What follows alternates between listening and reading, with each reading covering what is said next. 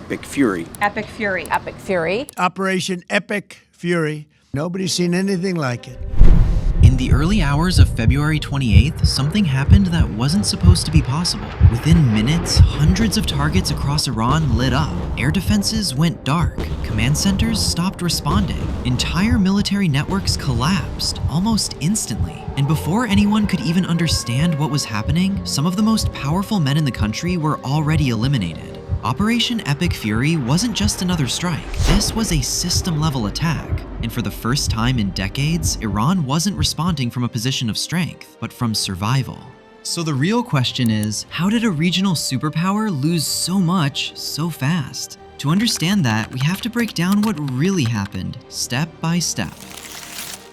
We have hit hundreds of targets in Iran, including Revolutionary Guard facilities, Iranian air defense systems. Just now, it was announced that we knocked out 9 ships plus their naval building, all in a matter of literally minutes. Operation Epic Fury didn't start slowly. It started all at once. Over 1,000 targets were hit within the first 24 hours. Airstrikes, missiles, and cyber attacks. Everything synchronized. Iran's air defense systems were among the first to go, around 80% destroyed or disabled, which meant something critical. The skies were no longer contested, and once that happened, everything else became easier. Strategic missile systems were targeted next, drone production facilities, naval assets. Within days, Iran had lost dozens of ships. Meanwhile, the Iranian Navy was completely annihilated. The United States destroyed more than 150 naval vessels in total. But the real shock wasn't the hardware, it was the people. Because at the exact same time, a second, much more precise operation was unfolding.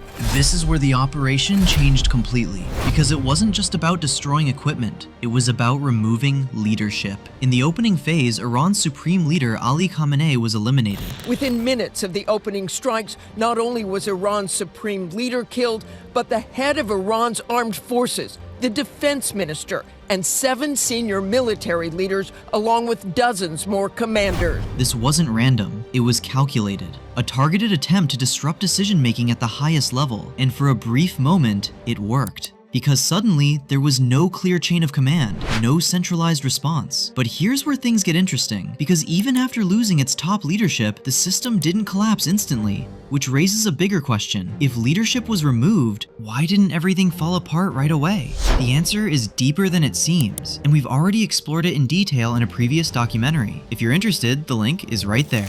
The answer lies in what happened next. Because while the leadership gap created confusion, the continued strikes created something far worse: irreversible damage. Iran's strategic capabilities weren't just weakened, they were dismantled. Ballistic missile infrastructure largely destroyed. Drone production crippled. Naval power neutralized. Even key economic infrastructure was hit. Karg Island, Iran's most important oil export terminal, was obliterated. At the same time, the Strait of Hormuz was temporarily closed. Oil exports dropped sharply. Global markets reacted instantly. But here's the key point. Even though Iran caused regional disruption, none of it translated into long-term strategic advantage. Because while Iran was reacting, the opposing side was executing, which leads to the imbalance that defined the entire conflict. On paper, both sides took losses, but not all losses are equal. The United States and Israel lost a limited number of assets, a few aircraft, some material damage, 13 US personnel lost, with several hundred injured. But strategically, their core capabilities remained untouched. No major infrastructure damage, no leadership losses, no long-term degradation,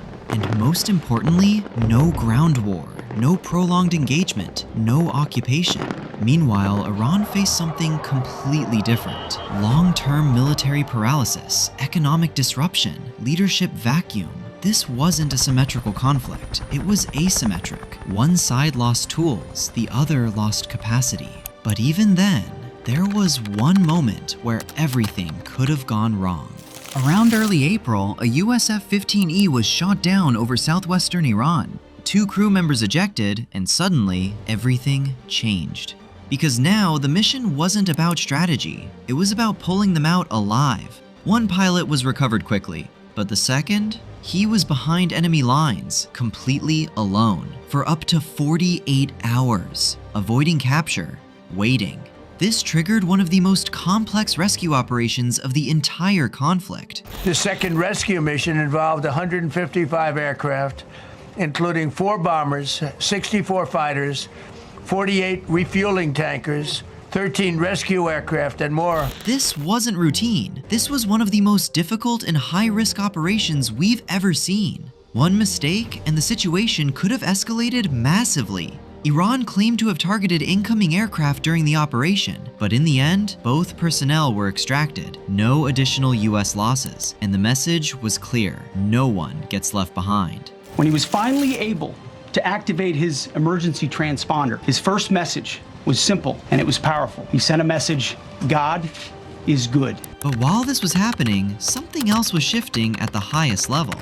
Inside Iran, leadership had to be restored quickly. A new supreme leader was appointed, Leader Khamenei, the son of the former supreme leader. But this wasn't a sign of stability, it was a necessity, a forced transition under pressure. At the same time, the broader situation was changing. After 38 days, the operation reached its conclusion. A ceasefire was agreed. The Strait of Hormuz reopened. Negotiations began. Here's how the first round of negotiations unfolded. The bad news is that we have not reached an agreement. And I think that's bad news for Iran much more than it's bad news for the United States of America. So, when you look at the outcome, one thing becomes clear. This wasn't just a military operation. It was a structural shift. Iran didn't just lose equipment, it lost capability. Its missile systems, naval strength, and production infrastructure were set back by years. Its leadership structure was disrupted. Its economy took a hit. Meanwhile, the United States and Israel achieved their core objectives: minimal long-term losses, no prolonged war, no strategic damage. So who has the better position now? The answer is clear. One side is negotiating from strength, the other is managing survival. Because in the end, this wasn't about who could strike harder. It was about who could sustain power after the strike. And that's where the real outcome will be decided. So what do you think? Was this a decisive shift in power, or just the beginning of something bigger? Let me know your thoughts in the comments below.